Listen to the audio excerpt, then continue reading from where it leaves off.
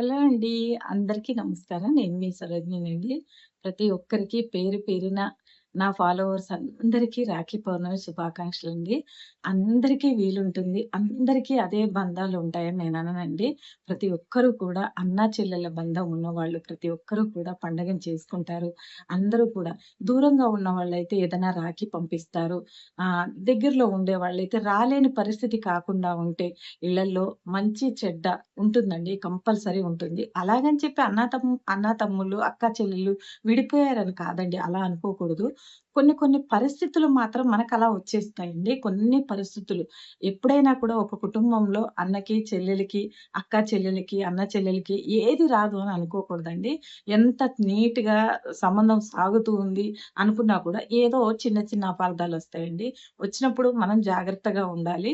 ఆ బంధం మళ్ళీ మనల్ని కలుపుతుందండి. కలపదు అని మాత్రం ఎప్పుడు బాధపడకూడదు, ఏడవకూడదు. అదే తలుచుకొని కూడా మనం ఎప్పుడూ కూడా అయ్యో! మనం దూరం అయిపోయాం, మనం కట్టలేదే రాఖీ అన్నట్టుగా అనుకోకూడదు. నేను మా ఇంటి సంగతే చెప్తానండి. మా పాప రాలేకుండా ఉంటే మాత్రం కడుతదండి. రాకుండా ఉంటే మాత్రం తప్పకుండా మా అబ్బాయికి రాఖీ పంపిస్తుందండి.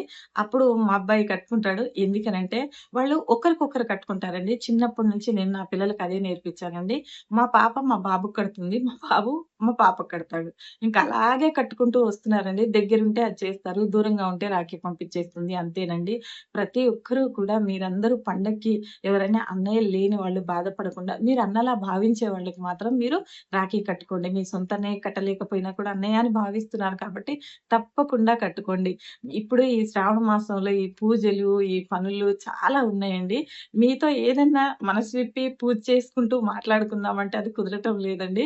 కొద్ది కొద్దిగా పూజ చేసుకుంటున్నాను. వేరే పనుంటుంది లేదా బయటికెళ్తున్నాను పనుంటుందండి. కొంచెం ఇంట్లో ఇల్లన్న తర్వాత ఏదైనా పనులుంటాయండి. ఆ పనులకి జారుకోవడం వల్ల నేను పూజ చేస్తూ మాట్లాడలేకపోతున్నాను.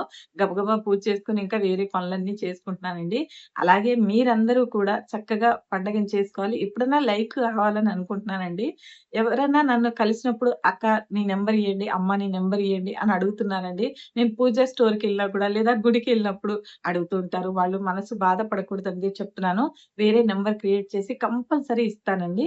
లైవ్‌లోకి మా అబ్బాయి ఎప్పటినుంచో గొడవ పెడుతున్నాడండి. కంపల్సరీ నేను లైవ్‌లోకొస్తాను.